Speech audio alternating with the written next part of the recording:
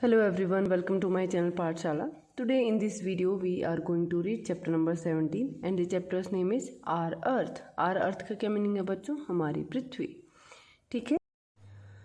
We live on the earth. हम धरती पर रहते हैं. A globe is a model of the earth. एक जो ग्लोब होता है वो अर्थ का मॉडल होता है. अब मॉडल क्या होता है बच्चों? मॉडल होता है बच्चों जब किसी बहुत बड़ी चीज़ को एक छोटी चीज़ में दिखाया जाए या रिप्रेजेंट किया जाए. जैसे कि ये ग्लोब है बच्चों और ये किसकी पिक्चर है? हमारी अर्थ की है. हमारी जो अर्थ है वो बहुत बड़ी है साइज़ में. हम एक साथ नहीं देख पाएंगे, ना तो हम उसके पूरे पार्ट को देख पाएंगे और हम ये भी नहीं जान पाएंगे अगर हमारे पास अगर ग्लोब नहीं होता. हमारे साथ क्या होता कि हमें नहीं पता चलता कि हमारी अर्थ पर किस हिस्से में पानी है, किस हिस्से में लैंड है, किस हिस्से में माउंटेन्स हैं. तो इन सब चीज़ों के बारे में हमें कौन बताता है? ये सारी चीज़ें हमें ग्लोब से पता चलती हैं. ठीक है. जो ग्लोब है हमारी बहुत बड़ी अर्थ को एक छोटी फॉर्म में रिप्रेजेंट करता है. समझ आ गया? तो इसलिए ग्लोब क्या है? Globe is a model of the earth. Okay. Earth is round in shape. आपको दिख ही रही है पिक्चर में. अर्थ क्या है? शेप कैसी है अर्थ की? It is round in shape.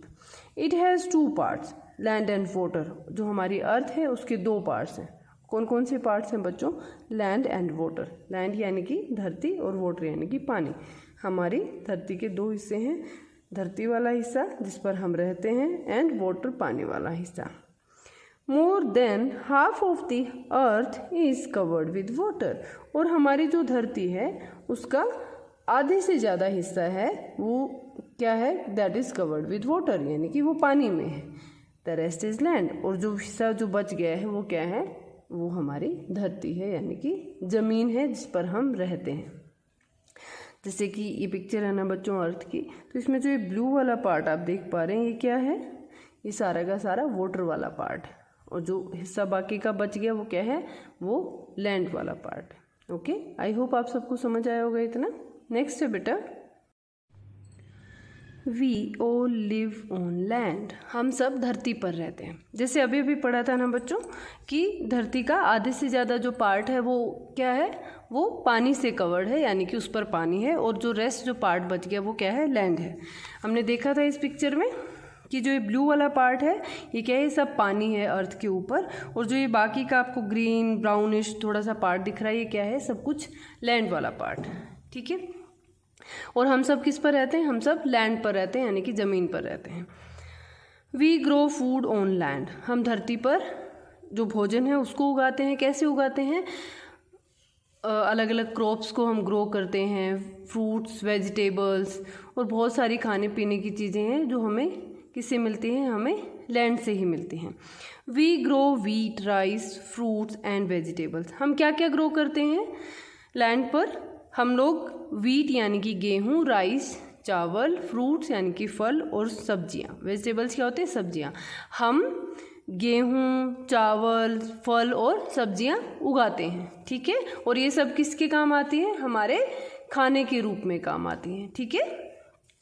Next है बच्चों, land is made up of rocks and soil. Land किससे बनी है? रॉक्स और सॉयल से. रॉक्स क्या है? चट्टाने. जब चट्टाने टूटती फूटती हैं. और सॉयल क्या है? मिट्टी. उससे हमारी धरती बनी है. Landforms are the natural features that we see around अस.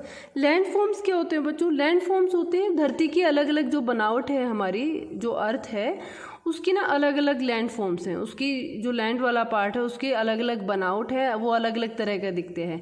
जैसे किसी जगह पे एकदम बिल्कुल आपको प्लेन्स मिलेंगे, कहीं आपको डेजर्ट मिलेंगे. डेजर्ट यानी कि रेगिस्तान जहाँ पर बिल्कुल सूखा ही सूखा है. या फिर ऐसे कांटों वाले आपको पेड़ पौधे मिलेंगे. कहीं पर स्नो मिलती है, कहीं पर हिल्स मिलती हैं, कहीं पर माउंटेन्स मिलती हैं, कहीं पर नदियाँ मिलती हैं. तो ये क्या है? सब के सब लैंड फॉर्म्स हैं हमारी अर्थ के. ठीक है. और जो लैंड फॉर्म्स होते हैं वो क्या होती है? Landforms are the natural features. ये नेचुरली ही बने हुए हैं, किसी ह्यूमन बीइंग ने नहीं बनाए हैं. दैट वी सी अराउंड यानी कि जितने भी लैंड फॉर्म्स हम अपने आसपास देखते हैं वो नेचुरल फीचर हैं हमारी अर्थ के. ओके. नेक्स्ट है buses, cars, cycles and trains move on land. जो हमारे जितने भी ट्रांसपोर्ट के जितने भी मीन्स ऑफ ट्रांसपोर्ट है वो किस पर चलते हैं, वो भी लैंड पर भी चलते हैं। हालांकि वाटर में भी चलते हैं, वाटर ट्रांसपोर्ट भी होता है बच्चों, पर ज़्यादातर किस पे चलते हैं, ज़्यादातर हमारे लैंड पर चलते हैं। और लैंड वाले कौन से होते हैं, जैसे कि बसेस हैं, कार हैं, साइकिल है, ट्रेन्स हैं, ये सब किस पे मूव करते हैं, हमारी धरती पर। ठीक है। Plains, hills, mountains and valleys are some landforms on the earth. जैसे मैंने अभी भी बताया बच्चों, लैंडफॉर्म्स क्या होते हैं कि हमारी धरती की बनावट अलग अलग है।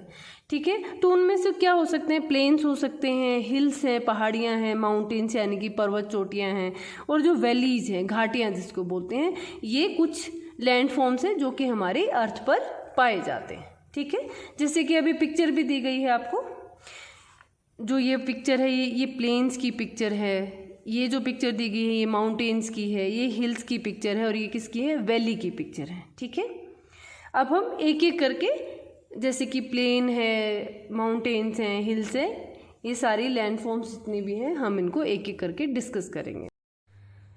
First one is plain. Plain is a flat land. जो प्लेन होते हैं वो फ्लैट लैंड होती है। प्लेन क्या होती है, समतल भूमि या फिर मैदान। फ्लैट लैंड क्या है, समतल भूमि, यानी कि वो एक ही हाइट पर होती है। ऐसा नहीं है कि ज़मीन पर कहीं पर बहुत ऊंची ज़मीन आ गई है या फिर कहीं पर बहुत गहरी गड्ढा आ गया है, ऐसा नहीं होता, एकदम फ्लैट होता है। ठीक है, ऐसी लैंड जो होती है उसको हम प्लेन कहते हैं। Many people live in the plains. बहुत सारे लोग हैं जो कि प्लेन्स में रहते हैं। They grow crops like wheat and rice. और प्लेन्स में ज़्यादातर जो क्रॉप्स जो ग्रो की जाती हैं वो कौन सी होती हैं, वीट यानी कि गेहूँ, एंड राइस। राइस क्या होता है, चावल, यानी कि प्लेन्स में ज़्यादातर जो फसलें उगती हैं वो होती है गेहूँ और चावल। ठीक है,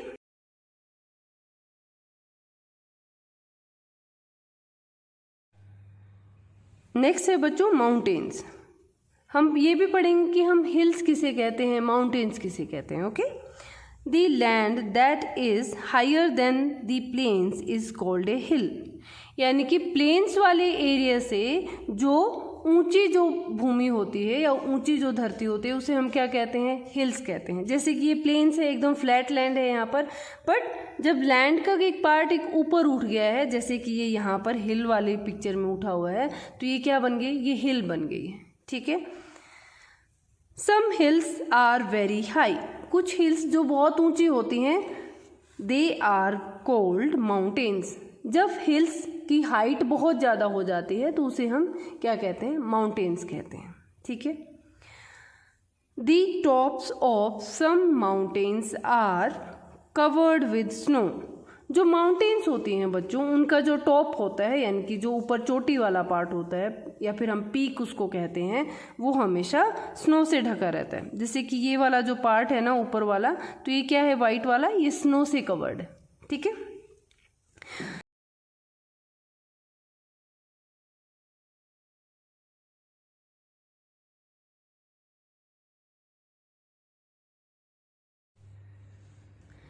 next is the area between two mountains is low. दो माउंटेन्स के बीच का जो एरिया होता है वो गहरा होता है। ठीक है, जैसे कि दो माउंटेन्स बनी हुई हैं, जैसे कि इस तरह से दो माउंटेन्स बनी हुई हैं, ये माउंटेन्स है, और उनके बीच वाला जो एरिया है ना बच्चों, वो क्या होता है, लो होता है, यानी कि कम हाइट का होता है। ठीक है, उनके बेस पर जो एरिया होता है, it is called a valley. इसे क्या कहते हैं हम, वैली कहते हैं। ओके, मैं आपको वैली की एक वीडियो शो करती हूँ जिससे आपको बहुत अच्छे से समझ आएगा कि वैली किसे कहते हैं। ठीक है, माउंटेन्स के जो बीच वाला, कोई भी दो माउंटेन्स हो गए, उसके जो बीच वाला जो हिस्सा होता है जो कि लो होता है, यानी कि कम ऊंचाई पर होता है। माउंटेन्स तो बहुत ऊंची ऊंची हाइट के हो जाते हैं, बट उनके बीच वाला जो एरिया जो कम हाइट का है, जो कि लो होता है, उसे क्या कहते हैं, हम वैली कहते हैं। मैं आपको एक वीडियो शो करती हूँ वैली की, जिससे आपको बहुत अच्छे से समझ आएगा कि वैली किसे कहते हैं। ठीक है,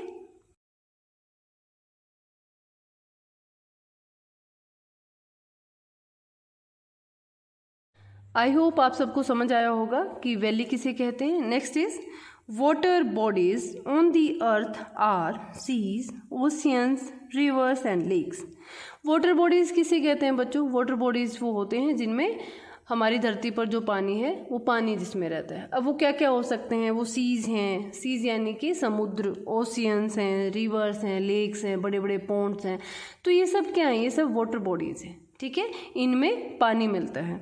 we should keep our earth clean and green, और हमें हमारी अर्थ के लिए क्या करना चाहिए, we should keep our earth, हमारी जो धरती है हमें उसे क्लीन रखना चाहिए, बहुत साफ रखना चाहिए, एंड ग्रीन, और हमें उसे हरा भरा भी रखना चाहिए। ऐसा क्यों रखना चाहिए, क्योंकि इससे हमें ही बेनिफिट होगा। ओके, जितना हरा भरा हमारी धरती होगी उतनी ही ज़्यादा खुशहाली होगी, ठीक है। उसकी समरी एक बार हम पढ़ लेते हैं बच्चों। We live on the earth, yes we live on the earth, हमने ये पढ़ा था। A globe is a model of the earth, हमने ये भी पढ़ा है कि जो ग्लोब होता है वो अर्थ का एक मॉडल होता है। नेक्स्ट है अर्थ हैज़ 2 पार्ट्स, अर्थ के 2 पार्ट होते हैं, कौन कौन से, लैंड एंड वाटर, वो है लैंड और water. Next is we should keep our earth clean and green, और हमने ये भी पढ़ा है हमारे चैप्टर में कि हमें हमारी अर्थ को क्लीन रखना चाहिए और एकदम ग्रीन रखना चाहिए, ठीक है। आई होप बच्चों आप सबको ये चैप्टर बहुत अच्छे से समझ आया होगा, और आई होप आप सबको समझ आया होगा कि वैली किसे कहते हैं। Next is water bodies on the earth are seas, oceans, rivers and lakes. Water bodies किसे कहते हैं बच्चों, वाटर बॉडीज़ वो होते हैं जिनमें हमारी धरती पर जो पानी है वो पानी जिसमें रहता है। अब वो क्या क्या हो सकते हैं, वो सीज हैं, सीज यानी कि समुद्र, ओशियंस हैं, रिवर्स हैं, लेक्स हैं, बड़े बड़े पॉन्ड्स हैं। तो ये सब क्या हैं, ये सब वाटर बॉडीज़ हैं, ठीक है, इनमें पानी मिलता है। We should keep our earth clean and green, और हमें हमारी अर्थ के लिए क्या करना चाहिए, we should keep our earth, हमारी जो धरती है हमें उसे क्लीन रखना चाहिए, बहुत साफ रखना चाहिए, एंड ग्रीन, और हमें उसे हरा भरा भी रखना चाहिए। ऐसा क्यों रखना चाहिए, क्योंकि इससे हमें ही बेनिफिट होगा। ओके, जितना हरा भरा हमारी धरती होगी उतनी ही ज़्यादा खुशहाली होगी, ठीक है। उसकी समरी एक बार हम पढ़ लेते हैं बच्चों। We live on the earth, yes we live on the earth, हमने ये पढ़ा था। A globe is a model of the earth, हमने ये भी पढ़ा है कि जो ग्लोब होता है वो अर्थ का एक मॉडल होता है। नेक्स्ट है अर्थ हैज़ 2 पार्ट्स, अर्थ के 2 पार्ट होते हैं, कौन कौन से, लैंड एंड वाटर, वो है लैंड और वाटर।